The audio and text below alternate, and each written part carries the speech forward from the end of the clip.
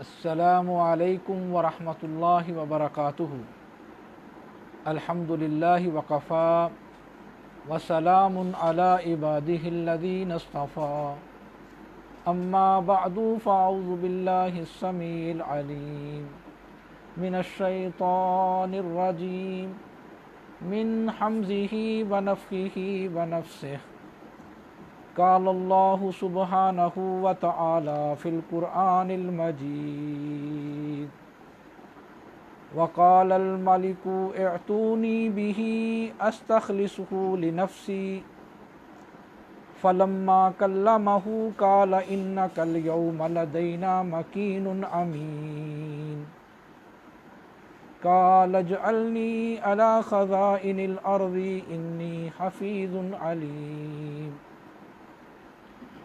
وقال رسول اللہ صلی اللہ علیہ وسلم: انما الاعمال بالخواتیم۔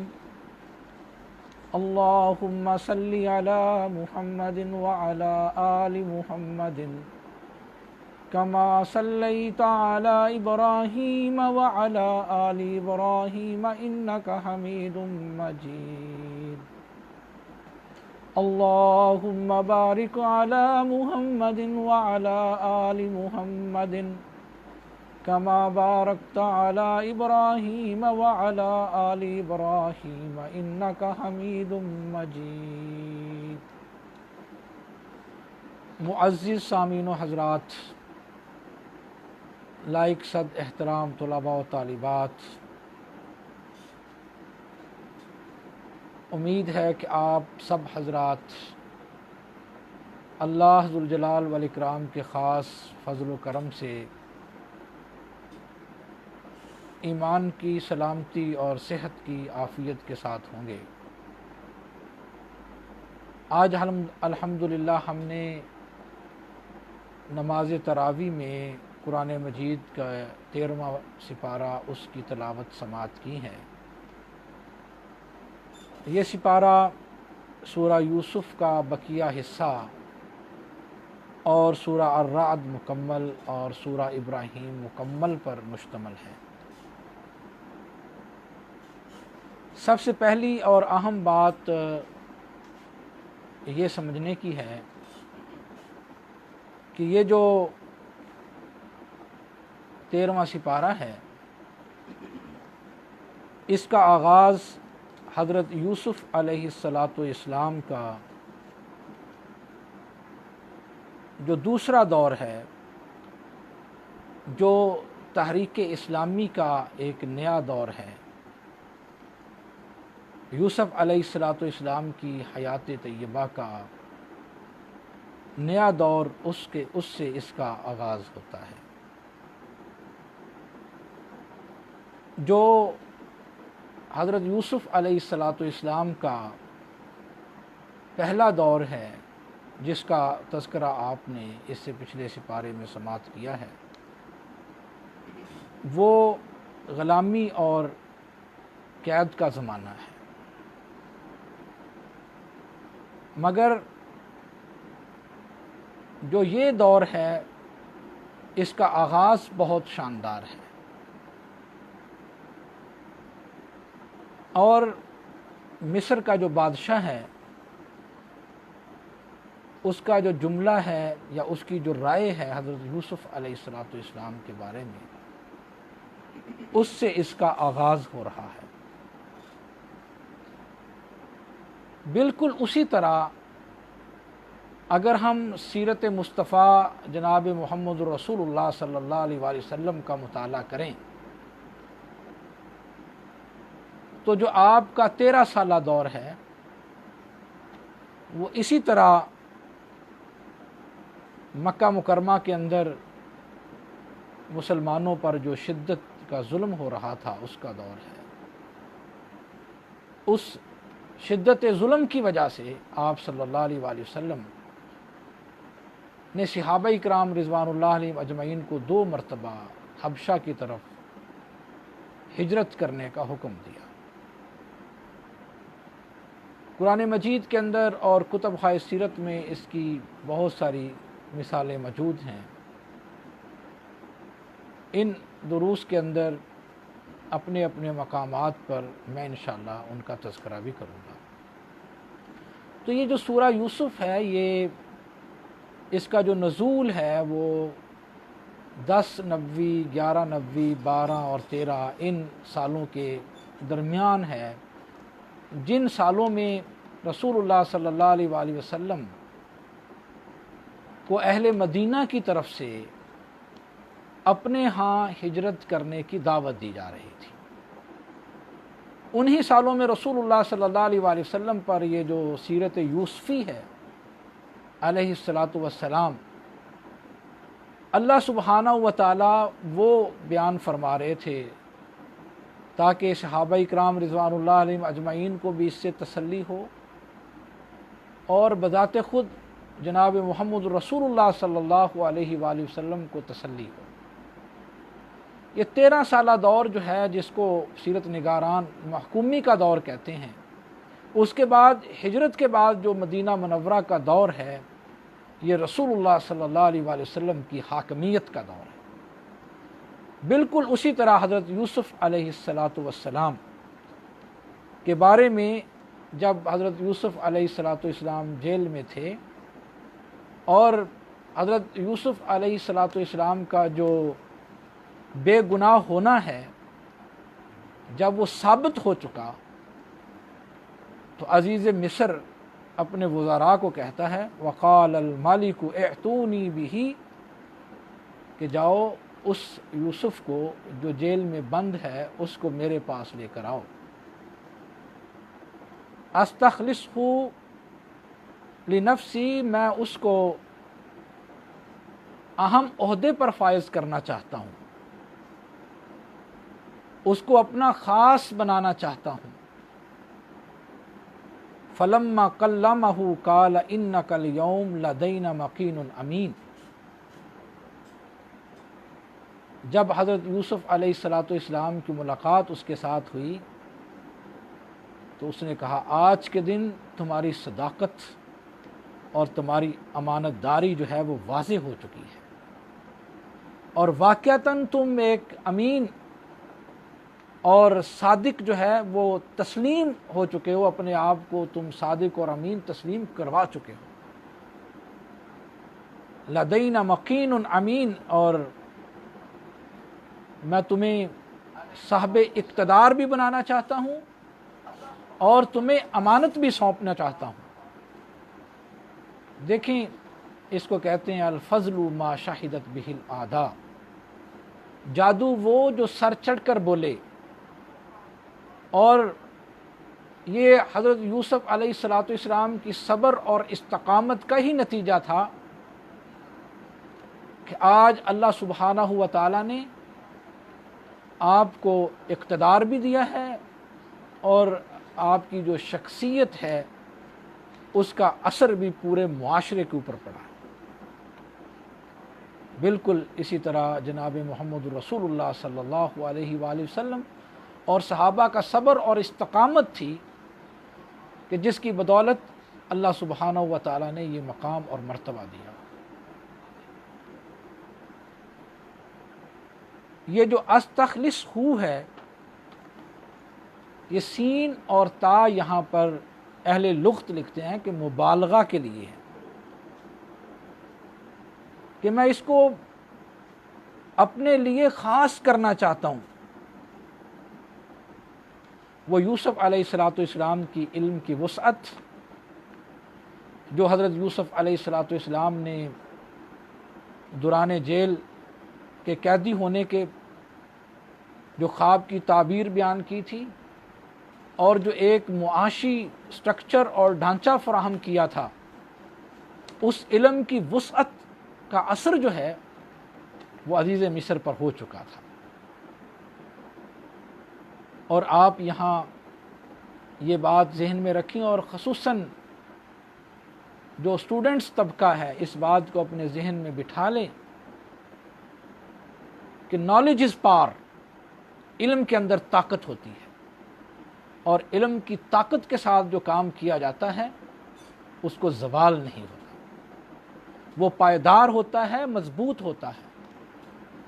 اس لیے پائیدار ترقی اس دور کی اہم ضرورت ہے، اور پائیدار ترقی کے لیے صحیح علم کا ہونا یہ بہت ضروری ہے۔ کنکریٹ ہونا، ریسرچ اور تحقیق پر بیس کرنے والا علم، اس کی بنیاد پر ہی پائیدار ترقی ہو سکتی ہے۔ اس کے لیے ہمیں یونیورسٹیز کے اندر جدید نظام متعارف کروانے کی ضرورت ہے، کالجز اور سکولز کے اندر جو عصر حاضر کے چیلنجز اور مسائل ہیں ان کے مطابق کریکولم ڈیولپ کرنے کی ضرورت ہے، ٹیچرز ٹریننگ کی ضرورت ہے، اور اپنے آپ کو تیار کرنے کی ضرورت ہے۔ تو اصلاً نوجوان ہی وہ طاقت ہوتے ہیں جو کسی بھی قوم کی ترقی کا دھارا بدل سکتے ہیں۔ اور ہمارے پیارے پیغمبر جناب محمد الرسول اللہ صلی اللہ علیہ وآلہ وسلم نے بھی نوجوانوں سے کام لیا ہے، اور نوجوانوں کو ذمہ داریاں دی ہیں، اور پھر ذمہ داریاں دینے کے ساتھ ساتھ ان پر اعتماد کیا ہے۔ مکہ مکرمہ میں دیکھیں جناب ارقم رضی اللہ تعالیٰ عنہ ہیں، حضرت مصعب بن عمیر ہیں، عبداللہ بن مسعود ہیں، عبداللہ بن عباس ہیں، عبداللہ بن عمر ہیں، جناب ابو ہریرہ رضی اللہ تعالیٰ عنہ ہیں، زید بن ثابت ہیں، معاذ بن جبل ہیں، ابو موسیٰ اشعری ہیں، جناب علی رضی اللہ تعالیٰ عنہ ہیں، اسامہ بن زید ہیں۔ اور یہ اسامہ بن زید کہ 19-20 سال کا نوجوان ہے، جس کو رسول اللہ صلی اللہ علیہ وآلہ وسلم نے روم جیسی سلطنت کے لیے، روم جیسی سلطنت کے ساتھ مقابلہ کرنے کے لیے سپہ سالار مقرر کر دیا۔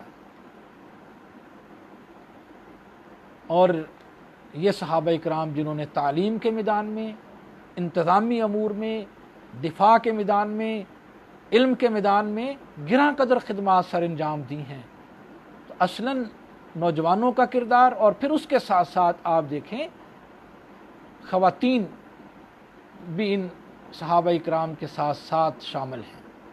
حضرت عائشہ رضی اللہ تعالی عنہ کا کردار دیکھیے، صحابہ کرام رضوان اللہ علیہم اجمعین کے درمیان جہاں کوئی رائے کے درمیان اختلاف پیدا ہوتا تھا، کوئی قرآن مجید کی آیت کو سمجھنے میں، احادیث مبارکہ کو سمجھنے میں، تو حضرت عائشہ رضی اللہ تعالی عنہ ان کی تصحیح کیا کرتی تھی۔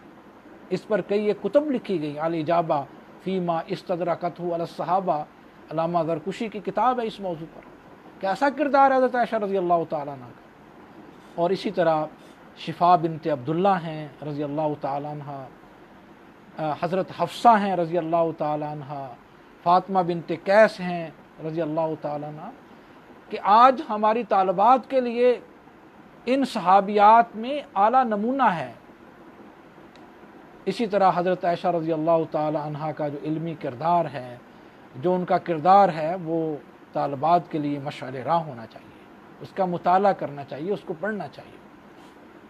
تو رسول اللہ صلی اللہ علیہ وآلہ وسلم نے ان لوگوں کی صلاحیتوں سے بھرپور استفادہ کیا ہے، اور پھر معاشرے کے لیے ان کی خدمات کو قابل عمل بنایا ہے، ان پر اعتماد کیا ہے، ان کو ذمہ داریاں سونپی ہیں۔ اس لیے آج ذمہ داران کو چاہیے، ہمارے حکام کو چاہیے کہ وہ نوجوانوں کو ذمہ داریاں دیں اور پھر ان پر اعتماد کریں۔ یہ ایک اہم کام ہے۔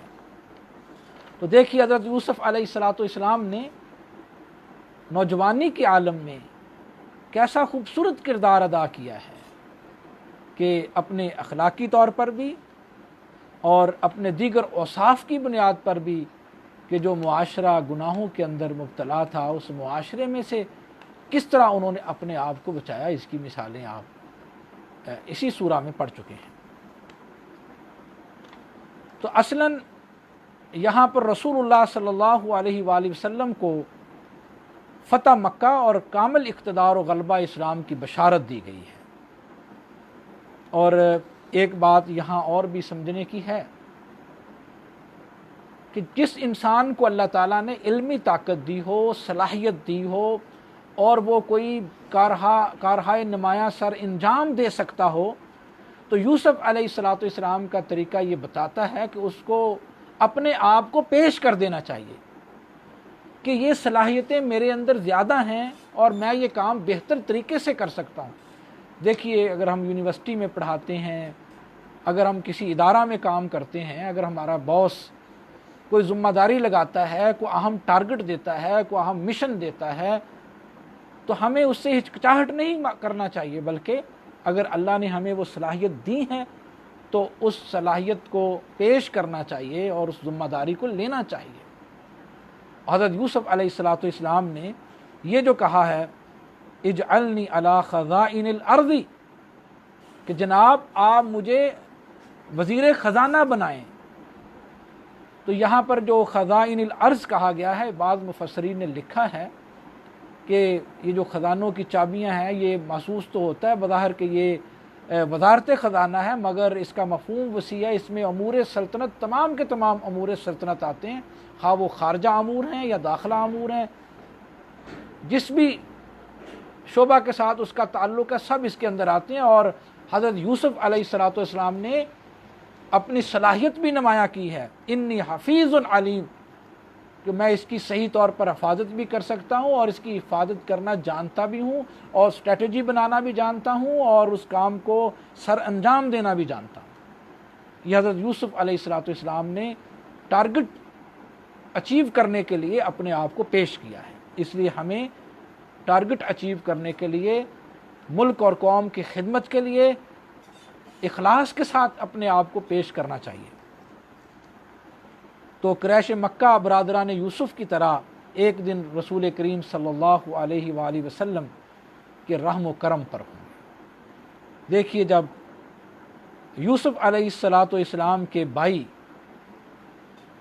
उनके सामने खड़े हैं और बड़ी आजिज़ी के साथ खड़े हैं और मग़लूब होकर खड़े हैं, तो यूसुफ़ अलैहिस्सलाम उनको क्या कह रहे हैं, काला ला तस्रीबा अलैकुमुल यौम यग़फ़िरुल्लाहु लकुम व हुवा अरहमुर राहिमीन।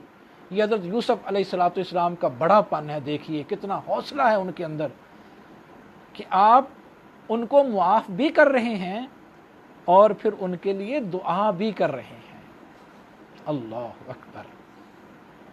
ये यूसुफ़ अलैहिस्सलाम का तरीका देखिए, कहा ला तस्रीब अलैकुमुल यौम, और साथ क्या है, यग़फ़िरुल्लाहु लकुम, अल्लाह ताला तुम्हें मुआफ़ कर दे, जो तुमने गलतियाँ की, नादानियाँ की। मेरी ख्वाहिश है, मैं अल्लाह से दुआ कर रहा हूँ कि अल्लाह तुम्हारे उन गुनाहों को मुआफ़ कर दे। वह अरहमुर राहिमीन, वो अल्लाह सबसे बढ़कर रहमत करने वाला है, सबसे बड़ा मुआफ़ करने वाला है। वो अल्लाह रहीम है, वो अल्लाह रहमान है। तो हज़रत यूसुफ़ अलैहिस्सलाम का हौसला देखिए। और बिल्कुल इसी तरह जब अहले मक्का हैं, मक्का जो हैं, उनको रसूलुल्लाह सल्लल्लाहु अलैहि वसल्लम ने फ़तह किया, वो आप पर जुल्म ज़्यादती करने वाले हैं। आप सल्लल्लाहु अलैहि वसल्लम पर वो छतों से आप पर कूड़ा करकट फेंकने वाले, आपके गले में चादर डालकर खींचने वाले, आप बैतुल्लाह के अंदर नमाज पढ़ते हैं, आपके ऊपर गंदी जानवर की ओजड़ी लाकर रख दी जाती है, उस पर सब्र और इस्तकामत दिखाने वाले, आज क्या है, वो मगलूब होकर, आजिज़ होकर आपके सामने खड़े हैं। तो आप क्या फरमा रहे हैं, आज मेरा भी तुम्हारे लिए वही जुमला है जो यूसुफ़ अलैहिस्सलाम ने अपने भाइयों के लिए कहा था, काला ला तस्रीबा अलैकुमुल यौम व अंतुमुत तुलक़ाउ। ये रसूलुल्लाह सल्लल्लाहु अलैहि वसल्लम फ़तह मक्का के दिन जनाब यूसुफ़ अलैहिस्सलाम की सुन्नत को पूरा कर रहे हैं। और यही एक फ़ातिह का किरदार होता है, और यही एक फ़ातिह होता है जिसके असरात जो हैं वो दुनिया पर पड़ते हैं। रसूलुल्लाह सल्लल्लाहु अलैहि वसल्लम ने उनको माफ़ कर दिया, और उसके बाद देखिए वही अहले मक्का रसूलुल्लाह सल्लल्लाहु अलैहि वसल्लम के रहम व करम पर हैं। जब उनके ऊपर कहत है, जब वो भूखे मर रहे हैं, तो सैकड़ों खतूत जो हैं रसूलुल्लाह सल्लल्लाहु अलैहि वसल्लम की तरफ लिखे जा रहे हैं और इल्तिजा और फरियाद की जा रही है। आज अगर हम भूख से बच सकते हैं तो प्यारे पैगंबर जनाब मोहम्मद रसूलुल्लाह सल्लल्लाहु अलैहि वसल्लम आपकी वजह से बच सकते हैं। उसामा बिन औसाल को हुक्म दें कि वो हमें गल्ला दे दे, इस तरह की इल्तिजाएँ की जा रही हैं। तो रसूलुल्लाह सल्लल्लाहु अलैहि वसल्लम ने अपना जो فتح مکہ کے موقع پر کردار ادا کیا، وہ یوسف علیہ السلام کی سنت کو زندہ کر رہا ہے۔ تاریخ سے سبق حاصل کرتے ہوئے رسول اللہ صلی اللہ علیہ وآلہ وسلم کی دعوت کو قبول کرنا چاہیے۔ حضرت یوسف علیہ السلام کے ساتھ ان کے بھائیوں کے حسد اور ظلم کے باوجود اللہ تعالیٰ نے مختلف آزمائشوں سے گزارنے کے بعد بالآخر انہیں مصر کے اقتدار سے نوازا۔ تمام بھائی اپنے بیوی بچوں کو لے کر اپنے والدین کے ساتھ فلسطین سے ہجرت کر کے مصر منتقل ہو گئے۔ اس موقع پر برادران یوسف نے بھی اپنی غلطیوں پر شرمندگی کا اظہار کیا، تو ان کے ساتھ ساتھ پھر حضرت یعقوب علیہ السلام نے بھی ان کے لیے مغفرت کی دعا فرمائی۔ اور حضرت یوسف علیہ السلام کو جب اللہ تعالیٰ نے یہ اقتدار بخشا، یہ منزلت اور شان دی، تو حضرت یوسف علیہ السلام اس کا کس طرح اظہار کر رہے ہیں۔ اور یہ حضرت یوسف علیہ السلام کی دعا بھی اللہ تعالیٰ نے قرآن مجید میں بیان فرما دی، جو ہمیں حرز جاں بنانا چاہیے۔ رب قد آتیتنی من الملک وعلمتنی من تاویل الاحادیث فاطر السماوات والارض انت ولی فی الدنیا والآخرہ توفنی مسلما والحقنی بالصالحین۔ عاجزی کیسی ہے حضرت یوسف علیہ السلام کی، کہ بادشاہت مل گئی، سب کچھ مل گیا، اقتدار مل گیا، منصب اقتدار پر فائز ہونے کے بعد کیا کہہ رہے ہیں؟ رب قد آتیتنی من الملک وعلمتنی من تعویل الاحادیث، کہ اللہ جو تو نے مجھے اپنی بادشاہت میں سے کچھ بادشاہت دی ہے۔ یہ حضرت یوسف علیہ السلام کی توحید ربوبیت کا اظہار ہے۔ کس توحید ربوبیت کا اظہار ہے؟ جس طرح ہم کہتے ہیں لمن الملک اليوم للہ الواحد القہار، کہ بادشاہت اصلاً اللہ کی ہے، اصل بادشاہی اللہ کی، تبارک الذی بیدہ الملک، اصل بادشاہی اللہ تعالیٰ کی ہے۔ یوسف علیہ السلام کہتے ہیں اللہ تیری اصل بادشاہت کو مان رہا ہوں، اور جو تو نے مجھے اپنی بادشاہی میں سے کچھ بادشاہت دی ہے، تھوڑی سی بادشاہت دی ہے، میں چاہتا یہ ہوں، خواہش یہ ہے کہ اللہ تیرے بتائے ہوئے احکامات کے مطابق ہی میں وہ بادشاہت کروں، وہ اقتدار جو ملا ہے وہ تیری طریقوں کے مطابق ہی میں ان چیزوں کو نافذ کروں، اور جو انزل اللہ ہے اس کے مطابق فیصلے کروں۔ اور دیکھیں عاجزی کیسی ہے اپنے علم پر۔ حالانکہ حضرت یوسف علیہ السلام کو اللہ تعالیٰ نے بہت سارے علم سے نوازا تھا، اور کیا فرما رہے ہیں؟ وَعَلَّمْتَنِي مِن تَعْوِيلِ الْأَحَادِيثِ، جو اپنے علم میں سے تو نے مجھے تھوڑا سا علم دیا ہے، اس کا اظہار فرما رہے ہیں، کیونکہ یہ توحید الاسماء والصفات ہے، اس کا اظہار فرما رہے ہیں کہ توحید الاسماء والصفات کی اصل سزاوار اللہ سبحانہ و تعالیٰ کی ذات ہے، کیونکہ فرمایا اللہ سبحانہ و تعالیٰ وما یعلم تاویلہ الا اللہ، حقیقی علم اگر ہے تو وہ اللہ سبحانہ و تعالیٰ کی ذات کے پاس ہے۔ اس حقیقی علم میں سے اللہ تعالیٰ نے اپنے بندوں کو علم دیا ہے۔ وما یعلم تاویلہ الا اللہ، ہر طرح کا علم جو ہے وہ اللہ کی ذات کو ہے۔ اللہ جس کو چاہتا ہے اپنے خاص کرم اور رحمت سے انسانوں میں سے جس کو چاہتا ہے علم سے نواز دیتا ہے۔ اصل طاقت کا سرچشمہ اللہ سبحانہ و تعالیٰ کی ذات ہے۔ یہ مسلم معاشروں کو پہچاننا چاہیے، اس کو اپنے دل اور دماغ میں اتارنا چاہیے کہ اصل طاقت اللہ سبحانہ و تعالیٰ کی ذات کی طاقت ہے۔ اور پھر کیا خوبصورت الفاظ ہیں، فاطر السماوات والارض انت ولی فی الدنیا والآخرہ توفنی مسلما والحقنی بالصالحین۔ اللہ جب میں فوت ہوں، میری موت آئے تو میں مسلمان ہوں، تیرا فرما بردار بندہ ہوں، اس عقیدے پر موت آئے جس عقیدے پر جناب ابراہیم علیہ السلام کی موت آئی ہے، جس عقیدے پر حضرت اسحاق علیہ السلام کی موت آئی ہے، جس عقیدے پر حضرت یعقوب علیہ السلام کی موت آئی ہے، اللہ میں اسی عقیدے پر مرنا چاہتا ہوں۔ وہ سب کے سب مسلمان تھے، تیرے فرما بردار بندے تھے، تیرے احکامات کو ماننے والے تھے، اس لیے سب کچھ ہونے کے باوجود، مال ہو، دولت ہو، عہدہ ہو، مقام ہو، مرتبہ ہو، میرے عزیزو اس بات کی پہچان کر لینی چاہیے، اس کے باوجود اس انسان کو اپنے اللہ کے حضور جھکنا چاہیے، یہی دعا کرنی چاہیے، اللہ کہیں اس غرور اور تکبر کے اندر میری موت نہ آ جائے، کہیں اس دنیا داری کے اندر میری موت نہ آ جائے۔ اللہ جب میری موت آئے تو میں مسلمان ہوں، تیرا فرما بردار بندہ ہوں، ایمان پر موت آئے، یا ایھا الذین آمنوا اتقوا اللہ حق تقاتہ ولا تموتن الا وانتم مسلمون۔ اور رسول گرامی صلی اللہ علیہ وسلم نے فرمایا انما الاعمال بالخواتیم، کہ انسان کا جو خاتمہ ہے وہ اچھے اعمال پر ہونا چاہیے۔ اسی لیے تو ہمارے پیارے پیغمبر جناب محمد رسول اللہ صلی اللہ علیہ وسلم نے فرمایا من کان آخر کلامہ لا الہ الا اللہ دخل الجنہ، جس کسی انسان کی موت توحید پر آئی،